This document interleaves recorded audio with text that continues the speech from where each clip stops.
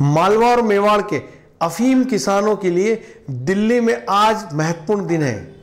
आज मालवा और मेवाड़ के भाजपा के नेता केंद्रीय वित्त राज्य मंत्री अनुराग ठाकुर से मिलेंगे। नमस्कार, मैं हूं मुस्तफ़ा हुसैन, आपका स्वागत है। लगातार हम अफीम किसानों को अफीम की नई नीति को लेकर अपडेट करते रहे हैं। इस समय आज का दिन अफीम किसानों के लिए बेहद महत्वपूर्ण माना जा रहा है, क्योंकि आज दिल्ली में बीजेपी के कई नेता केंद्रीय वित्त राज्य मंत्री अनुराग ठाकुर से मिलने वाले हैं, जिसमें सांसद सुधीर गुप्ता दिल्ली पहुंच चुके हैं। वहीं जावद विधायक ओम प्रकाश सकलेचा, जो अफीम किसानों के सबसे बड़े पैरोकार बन के उभरे हैं, वो भी दिल्ली में मौजूद है। और उन्होंने रविवार को जब केंद्रीय वित्त राज्य मंत्री अनुराग ठाकुर से बात की थी, तब उन्होंने बुधवार का समय लिया था। और आज फिर ये तमाम नेता केंद्रीय वित्त राज्य मंत्री से मिलेंगे। और ऐसा लगता है कि आज अफीम किसानों के लिए कोई बड़ी और राहत भरी खबर आ सकती है और नई अफीम पॉलिसी के अंदर कोई रद्दोबदल केंद्र सरकार कर सकती है। चूँकि लगातार ये मांग उठती रही है कि अफीम पॉलिसी में 4.5 मार्फिन परसेंटेज पे जो पट्टे जारी किए गए हैं, उससे किसान नाखुश हैं। उनका साफ तौर पे कहना है कि इस पूरे मामले में मार्फिन के नियम को हटा देना चाहिए और इसकी जगह औसत का ही नियम लागू होना चाहिए। कल भी नीमच में किसानों ने प्रदर्शन किया था और ये मांग रखी थी। ऐसी स्थिति में यह साफ है कि कहीं ना कहीं केंद्र सरकार पर दबाव बढ़ता जा रहा है कि नई अफीम पॉलिसी में बदलाव किया जाए। ऐसे में लगता है कि आज जितने बड़े पैमाने पे मालवा और मेवाड़ के नेता दिल्ली पहुंचे हैं और आज केंद्रीय वित्त राज्य मंत्री से मिलेंगे, और हो सकता है कि दिल्ली से आज अफीम किसानों के लिए कोई बड़ा ऐलान हो जाए। दूसरी खास बात यह है कि अफीम के मुद्दे पर भारतीय जनता पार्टी साफ तौर पर दो हिस्सों में बंटी हुई दिखाई दे रही है। एक हिस्सा वो है जिन्होंने अफीम किसानों की ताकत से पैरोकारी की है, जिसमें प्रदेश भाजपा महामंत्री बंशीलाल गुर्जर, जावद विधायक ओम प्रकाश सकलेचा और मनासा विधायक अनिरुद्ध माधव मारू हैं। एक तरफ जहां प्रदेश महामंत्री बंशीलाल गुर्जर ने केंद्रीय वित्त मंत्री को पत्र लिखकर साफ कर दिया कि मॉर्फिन परसेंटेज का नियम किसानों के हक में नहीं है, वहीं उन्होंने सरकारी खरीद के रुपए बढ़ाने की भी बात बोली। और दूसरी तरफ जो जावद विधायक सकलेचा है, वे दिल्ली पहुंच गए और उन्होंने अनुराग ठाकुर जी से साफ तौर पे ये कह दिया कि तब तक मार्फिन का नियम नहीं लाया जाए जब तक किसानों को इस पूरे मामले में टेक्निक और ट्रेनिंग दोनों ना दी जाए। उन्होंने सशक्त पैरवी दिल्ली में की और किसानों के हक में आवाज़ उठाई। वहीं जो मनासा विधायक माधव मारू है, उन्होंने भी साफ तौर पे कहा कि 4.5 का जो नियम है उसकी जगह कम से कम 3.5 मार्फिन परसेंटेज का नियम होना चाहिए। सुनिए इन भाजपा नेताओं ने किस तरह अफीम किसानों की पैरवी की। कि हम तो ज़्यादा से ज़्यादा पट्टे दिलाने का प्रयास कर रहे हैं, ज़्यादा से ज़्यादा उनको वो कर रहे हैं, और हमारी तो एक मांग है फुल एंड फाइनल अकाउंट किसान का वहीं पे हो जाए। ये अलग अलग जांचों के नाम पे जो कई बार परेशानियां दी जाती है, वो सब खत्म हो जाए। पट्टे मिलना चाहिए। हमने ये बात कही है कि सरकार पहले कृषि विज्ञान केंद्र के माध्यम से 2 साल मार्फिन का औसत बराबर पैदा करके दिखाए और किसानों को सिखा दे, उसके बाद मार्फिन की बात आनी चाहिए, उसके पहले बात आना गलत है। वित्त मंत्री से मिले थे वहाँ, वित्त राज्य मंत्री से, और वहाँ हमने आश्वासन दिया कि अभी जो 4.5 मार्फिन करी है, या तो मार्फिन 3.5 कर दें। अब मैं आपको एक जानकारी और विशेष उपलब्ध करा दूँ, थोड़ी जानकारी कि अगर 4 भी अगर ये मार्फिन कर देते हैं तो कुल 600 पट्टे ऐसे रहेंगे जो कटेंगे। अगर 4 भी कर देते हैं तो कुल 600 पट्टे कटेंगे, बाकी 100% पट्टे वापस मिल जाएंगे। जितनी भी कटने की आशंका है, जो भी दिक्कत है, तो वो बातचीत हो गई है वहाँ केंद्र में, और उसके लिए डेपुटेशन मिल भी लिया है हमारा भारतीय जनता पार्टी का। हमारे सांसद जी, हमारे जावद विधायक जी, सब लोग थे उसमें, काफ़ी किसान भी गए थे उनके साथ में, तो वो चिंता हमारे को बराबर है। अब यदि हम कांग्रेस की बात करें तो अफीम किसानों की पैरोकारी में मंदसौर के कांग्रेस नेताओं ने बाजी मारी, क्योंकि मंदसौर में विधायक हरदीप सिंह डंग और कांग्रेस नेता श्यामलाल जोगचंद और परशुराम सिसोदिया ने जंगी प्रदर्शन किया, नारकोटिक्स का घेराव किया और सड़क पर उतरे। उन्होंने साफ तौर पर यह कहा कि नई अफीम नीति में बदलाव किया जाना चाहिए। जबकि इस पूरे मामले में नीमच ज़िले के कांग्रेस नेताओं की बात करें तो नीमच ज़िले के कांग्रेस नेताओं ने बयानबाजी तो मीडिया के सामने ज़रूर की, लेकिन ज़मीन पर सड़क पर अफीम किसानों की पैरोकारी को लेके कोई प्रदर्शन नहीं किया। जबकि कांग्रेस के लिए एक सुनहरा अवसर था, वे अफीम किसानों के मुद्दे पर अफीम किसानों की पैरवी करके उनकी सहानुभूति हासिल कर सकते थे। लेकिन नीमच ज़िले के कांग्रेस नेताओं ने इस मामले में कोई बड़ा ज़मीनी कदम नहीं उठाया। आज पूरे मालवा और मेवाड़ अंचल में अफीम को लेके किसानों में गुस्सा है, नाराज़गी है, क्योंकि रकबा लगातार घटता जा रहा है और दूसरी तरफ जो अफीम की खेती को लेके नित नए नियम केंद्र सरकार जो अफीम किसानों पे थोप रही है, उसको लेके भी उनको नाराज़गी है। जैसा कि हमने आपको बताया कि अफीम किसानों के लिए दिल्ली में आज का दिन बेहद महत्वपूर्ण है। इस समय हमारे साथ एक ख़ास शख्सियत मौजूद है जो लंबे समय से किसानों, गरीबों और मज़दूरों की लड़ाई लड़ते रहे हैं। अफीम के इस मुद्दे पर हम उनसे बात करेंगे। वे है शैलेंद्र सिंह ठाकुर। स्वागत है कामरेड। और कामरेड लंबे समय से मालवा में अफीम किसानों और मज़दूरों की लड़ाई लड़ते रहे हैं। सबसे ख़ास बात यह है कामरेड कि जो किसान होता है वो अपने मुद्दों पे अपनी लड़ाई की जब बात आती है तो किसान नहीं रहता, वो अलग अलग दलों में बढ़ जाता है। कांग्रेस का किसान, बीजेपी का किसान, अफीम के पट्टे वाला किसान। क्या लगता है आपको, उससे कहीं ना कहीं जो आवाज़ उठनी चाहिए उस ताकत से नहीं उठ पाती है? देखिए, बहुत अच्छी बात की मुस्तफा भाई आपने, और ये वास्तविक सत्य है कि अभी तक जितने भी आंदोलन हुए हैं उनको ये विभिन्न राजनीतिक पार्टियों जिनके आपने नाम लिए हैं उन्होंने इसको खंडित करने की कोशिश की है और किसानों को अपने अपने खेमे में लेने की कोशिश की है। चाहे अफीम का मुद्दा हो, चाहे मुआवजे का मुद्दा हो, चाहे अन्य किसी प्रकार के कर्जे माफ़ी का मुद्दा हो। किसान जब तक संगठित होकर लड़ाई नहीं लड़ेगा तब तक जो है उसे किसी भी आंदोलन में, किसी भी संघर्ष में सफलता मिलना मुश्किल है। और अभी आप अफीम वाले केस में ये चीज़ देख ही रहे हैं। अभी भी अफीम वाले मुद्दे पर जो मार्फिन स्ट्रेंथ वाला मुद्दा है उस पर किसान कई जो है भागों में बटे हुए।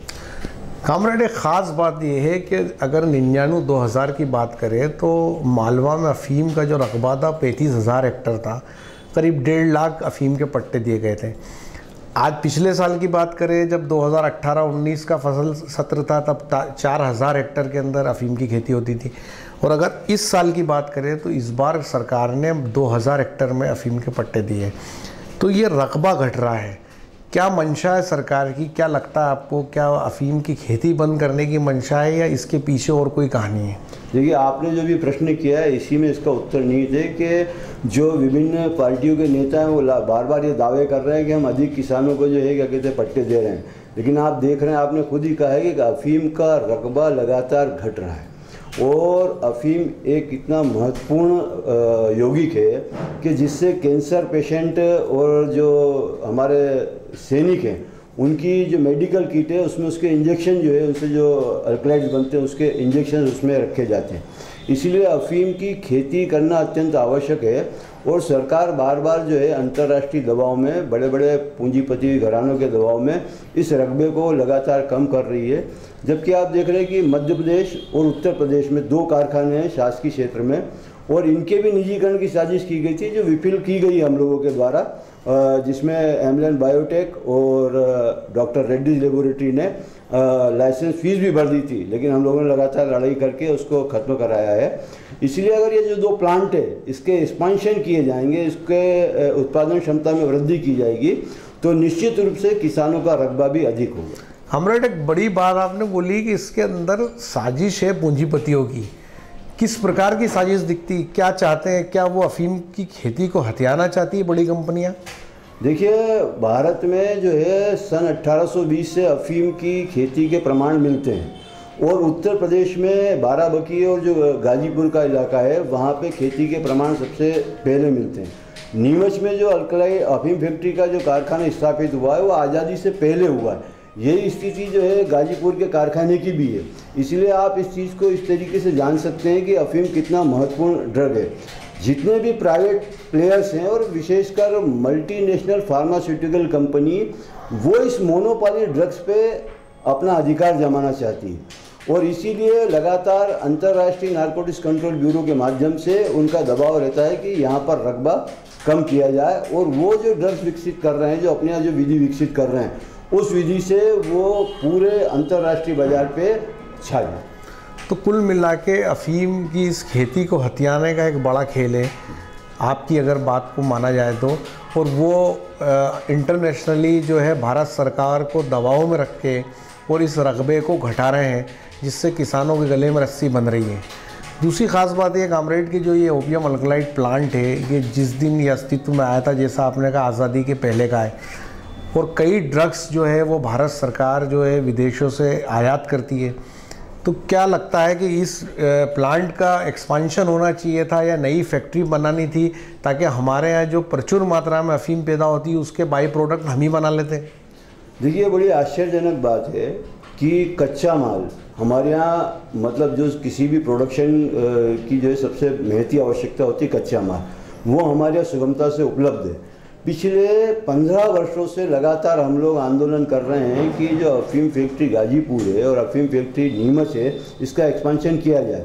अभी देखिए, भारत में जो अफीम के अल्कलाइड्स है उसकी डिमांड है करीब 50 से 52 टन प्रति वर्ष, और हम लोग यहाँ पर बना पा रहे हैं 16 टन यहाँ पर और करीब 4 टन गाजीपुर में बनता है। तो इस प्रकार से केवल 20 टन, यानी आप आसानी से समझ सकते हैं कि 32 टन अल्कलाइड जो है हम लोग विदेशों से आयात कर रहे हैं।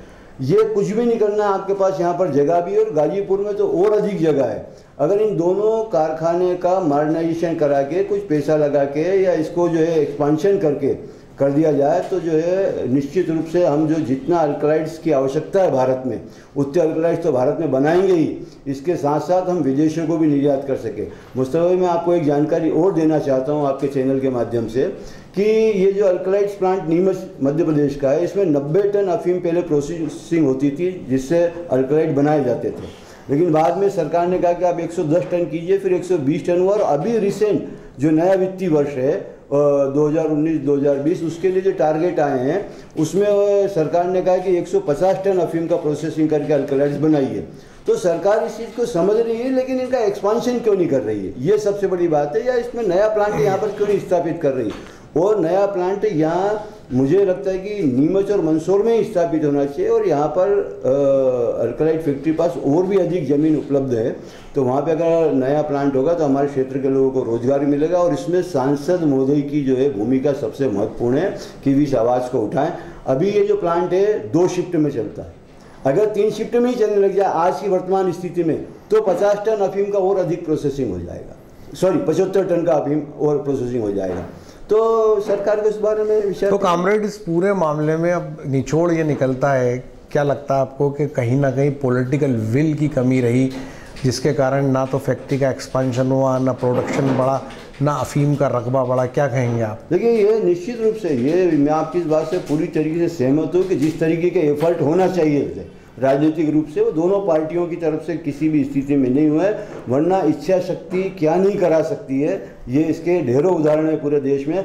ये हमारे क्षेत्र का दुर्भाग्य है कि इसी प्रकार की एक फैक्ट्री जो सीसीआई सीमेंट इंडस्ट्रीज प्लांट है, वो भी सालों से बंद पड़ा हुआ है और उसको भी औने पौने दाम में बिक्री करने की कोशिश की जा रही है। इस फैक्ट्री का भी निजीकरण हम लोगों ने रुकवाया है। और अगर यहाँ के सांसद, दोनों पार्टी के विधायक और जो नेता है, जनप्रतिनिधि हैं, अगर वो इस बात को तय कर ले कि यहाँ पर नया प्लांट डलना चाहिए, तो निश्चित रूप से डलेगा। कच्चे माल, अफीम किसान, और अफीम किसान तो भारत के लिए इतना बड़ा काम कर रहे हैं कि ये जो ड्रग्स बन रहा है ये लाइफ सेविंग ड्रग्स है, लाइफ सेविंग नार्कोटिक ड्रग्स है। ये कोई नशे के उपयोग में नहीं आता है। तो जो जीवन रक्षक औषधि है उसका निर्माण हम नहीं कर रहे हैं, और सरकारी क्षेत्र में इसका निर्माण हो रहा है, इसलिए जनता को दवाई सस्ती मिल रही है। जिस रोज ये पूरा क्षेत्र प्राइवेट क्षेत्र में चला जाएगा, निजी क्षेत्र में चला जाएगा, इस बात की पूरी गारंटी है कि जो ड्रग्स आज जिस भाव में मिल रहे हैं उससे 10 गुना अधिक भाव में मिले। बहुत बड़ी बात बोली है कामरेड ने, और साफ तौर पे ये कहा है कि इच्छा शक्ति अगर हो तो कैसे कोई काम ना हो। दूसरी ख़ास बात है कि उन्होंने साफ कहा है कि अफीम किसानों की जो दुर्दशा यहाँ पर हो रही है उसके पीछे बड़ा कारण अंतर्राष्ट्रीय दबाव है। इसके कारण भारत सरकार को बार बार झुकना पड़ रहा है। लेकिन फ़िलहाल ये एक बात ख़ास है कि आज का दिन अफ़ीम किसानों के लिए दिल्ली में बेहद महत्वपूर्ण है। शाम तक हो सकता है अफ़ीम किसानों के लिए कोई राहत भरी खबर आए। मेरे सहयोगी दीपक खताबिया के साथ मुस्तफ़ा हुसैन नीमच।